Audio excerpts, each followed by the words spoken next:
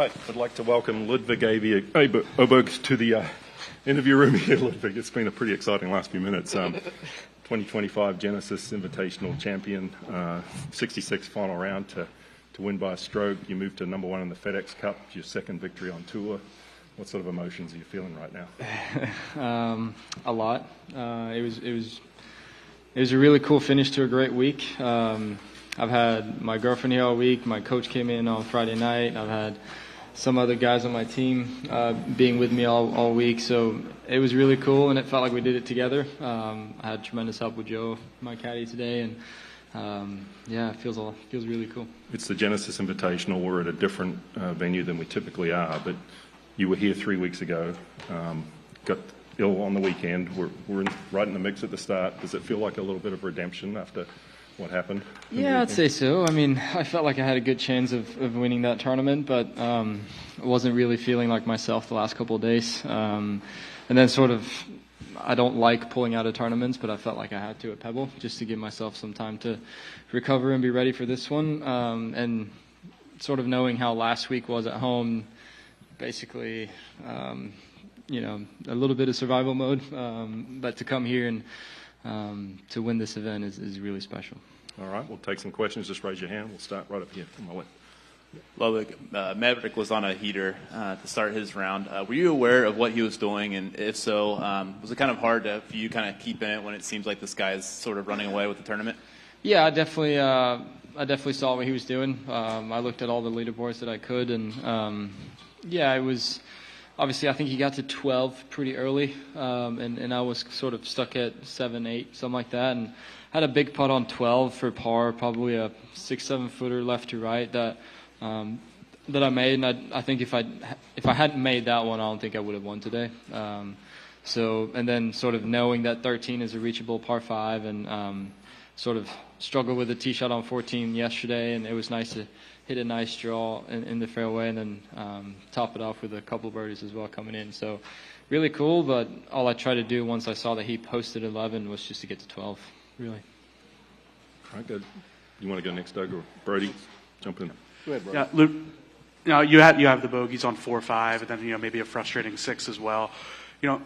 Walk me through, I guess, what happened there, and then what do you have to do after that to kind of get back to where you got? Yeah, I definitely felt like I made 3 bogeys in a row, 4, 5, 6. But I also felt like the bogeys, they were not great bogeys, but I still felt like I was sort of in control of what I was doing.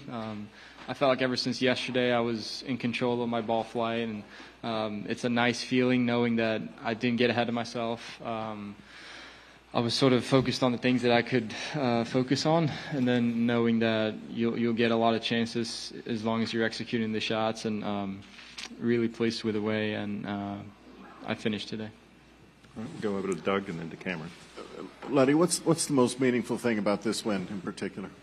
I think it's just sort of the comeback from the last couple of weeks. I sort of felt like I wasn't really myself, wasn't feeling great, wasn't swinging great. Sort of struggled a little bit at home last week with how I was playing, and it was nice to come here sort of starting to feel like myself again, and physically getting there, and it means a lot. I mean, this is the best field in golf, and to be able to do what I did today is definitely going to help me going forward in the future. And secondly, the shot on 14, I'm kind of curious about that. Back pin can get a little bit scary. Yeah. Wonder if you could just talk about what you hit in the shot. Yeah, it's a tricky shot. I had a pitching wedge number today, but I hit a 9-iron just to sort of get the spin down. But it's also sort of a dangerous shot because if you tug it a little bit, it goes over and down in the hazard. So it was one of them that I'm gotten better at, sort of that flighted iron shot. And a couple of years ago, I couldn't do that, but it was cool to sort of pull that off when I needed to and give myself a chance to make a birdie. But it's a sneaky hole, and I'm proud of the way that I first hit the tee ball, but then also the second shot. Okay, Cameron, go ahead. Ludvig, you said over here. You said the other day that you still had a couple, 1 or 2 pounds to gain, and talking about sort of trying to eat everything you could see. What will you have tonight? What will your celebratory meal be? Oh, good question. I feel like this is my last my last day on the West Coast for quite some time, so I think in and out would be appropriate. I'm not going to be back on the West Coast for a while, so I think I'll take advantage of that opportunity. Who we got next? Adam, go ahead. Along those lines, where'd you end up taking your girlfriend for Valentine's Day? We had takeout. We got takeout to eat at the house. It was a mutual decision to not sort of go through the rush and the hecticness of Valentine's Day, and I think that was a good decision on both parts. On a bigger picture, you didn't have a victory last year. There's such expectations behind you. Not winning in 1 year isn't that long of a time, but to you, did it feel like it's been a while since you've won? Oh, absolutely. It felt like a lifetime. Well, yeah, I think so. I mean, it is hard winning on the PGA Tour. They're the best players in the world, and anytime you have the opportunity to win, it's a cool feeling to try to win a golf tournament coming down to the last couple holes. And today I executed the shots. I made a couple of putts, and that was the difference. But it just sort of it's very reassuring to know that I can sort of go from where I was a couple of weeks ago to winning a tournament in sort of a quick turnaround. Go ahead, Jack. Hey, Ludvig, just curious, when you were sick a few weeks ago, is that the sickest you've ever been in your life? Is there a moment that you remember where you were even more ill? It was definitely the first time in a long time that I was sick. I don't remember the last time I was sick. So, yeah, I mean, obviously I wasn't feeling very well. Yeah, it wasn't fun for anyone. Is there a reason why you decided to push through it and not withdraw? Yeah, I mean, like I said before with the Pebble tournament, I don't like pulling out of tournaments. It's not really the way that I want to do it. And Torrey, I still felt like, you know, obviously I started feeling poor before the third round, so I wasn't going to pull out of the third round, possibly the fourth, but I still felt like I was going to fight through it and tried playing at Pebble, and it wasn't very nice. So sort of to give myself the chance to recover and be ready for this tournament, I made a decision to pull out at Pebble on Friday. Go back over to Doug while we get that mic to Cameron. I might have missed something, Lud. When you were home last week, you still weren't feeling very good. At what point did you feel okay? Yeah, I was sort of in bed until Tuesday. So I went home on Friday from Pebble, and then I was sort of in bed until Tuesday. So it wasn't until Wednesday that I started hitting balls. Couldn't really train in the gym properly until maybe Thursday. So it took me a while, but here we are now.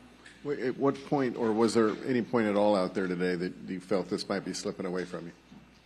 I mean, I felt like I got off to a hot start, birdieing 2 and 3, and then kind of made some poor mistakes. Like I said, it felt like I made 3 bogeys in a row, 4, 5, 6. But again, I felt like Torrey Pines is a hard golf course, and there are bogeys sort of everywhere. But I still felt like I could execute the shots and be aggressive from the fairways. And I felt like when I made the putt on 15 that I was really in the hunt. And then I sort of just wanted to birdie one of the last. Was there any point you saw a leaderboard and you saw an 11 next to Mav's name that you surprised you? The number, not the name. What's that, sorry? The number, not so much the name. Just the yeah, I mean, I think once I saw that 11 was posted, I just tried to get to 12 as fast as I could. Cameron, you next, and we'll bounce over. Ludvig, I don't think anybody's particularly surprised to see you win. However, you are still pretty young, and I was wondering, is there some part of you that thinks this is sort of surreal when you're out there doing interviews and Tiger Woods suddenly shows up right behind you, and a guy who I've imagined you watched on TV win 8 times out here? Is there some part of you that just sort of can't believe like how fast this has happened? Yeah, a little bit, absolutely. I mean, I spoke with Tiger a couple of weeks ago at the TGL in West Palm Beach, and that was the first time that we really spoke and had a conversation. And I mean, to win his event, and you know, he means so much to our game and to our tour, and it's really cool. It means a lot, and I mean, he is the GOAT, so absolutely. Love it. From afar, it looks like you and Joe are having fun out there. You seem pretty carefree. I know this is a job and it's business, but are you able to have fun being out there, especially coming down the stretch? Are you able to, I guess, enjoy it in the moment? Yeah, absolutely. I think it's important. I think it's important to have fun. Like you said, it is a business, and it is we're professionals, but you still need to have fun. Trying to win a tournament coming down the last couple holes is the most fun you'll ever have, I think, and that was the case today, and I think I used that to my advantage. Winning is fun, but also being in that situation and in contention, trying to win, and sort of everything that goes through your mind, and the adrenaline and the excitement and the nerves, everything that comes with it is really fun. All right. One more over on the left. Over here, you're known as a very fast player. Don't take a lot of time behind the ball. As the pressure cranks up when you're in contention, how do you prevent yourself from going too fast, but also not going too slow and breaking your normal rhythm? Yeah, that's a good question. I sort of had the tendency to get a little bit fast at times, and I could definitely feel when I made a putt on 15 that I'm like, oh, you need to slow down a little bit, dude. And I try to breathe as much as I could coming down the last probably 3-4 holes. Just so, like you said, you don't want to rush things. Although I am fast, I just want to walk faster, talk faster, do all these things faster. And I felt like I've gotten better at it lately, but it's still a skill and it's really difficult. But I like to keep it fast, but sometimes it gets a little too fast. Go ahead, Rex. How old you would have been really young in 2008 when Tiger won the U.S. Open here? Do you remember watching that at all? I must have been 8, so no, not really. I remember sort of watching the tournament. I don't vividly remember it, though. I do remember videos from it. Obviously, the putt that he made on 13 on Saturday and the putt on 18 when he won. But yeah, it's quite surreal. We talked about it sort of on the last green, and I asked him if this was his favorite tour stop, and it's just surreal sort of talking to him about those things. Yeah. Did you realize your putt on 18 was very similar to what he had in 2008? Yeah, I guess his was a little bit longer. Yeah. But it was similar line, so yeah, that's pretty cool.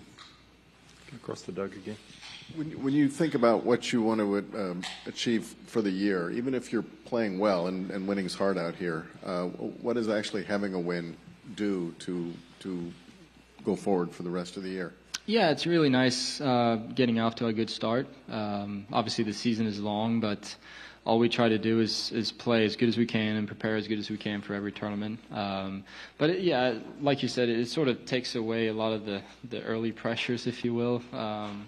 You don't have to chase things. Getting a win means a lot to me, and that's what I was pretty bummed that I didn't get to win a tournament last year. But it's really nice to be able to do it again, and it's almost addicting to walk down those last couple of holes and just want to do it again. All right, everybody got what they need? Ludvig, appreciate the time. Thanks, and once again, congratulations on being the 2025 Genesis Invitational Champion. Thank you, Mark.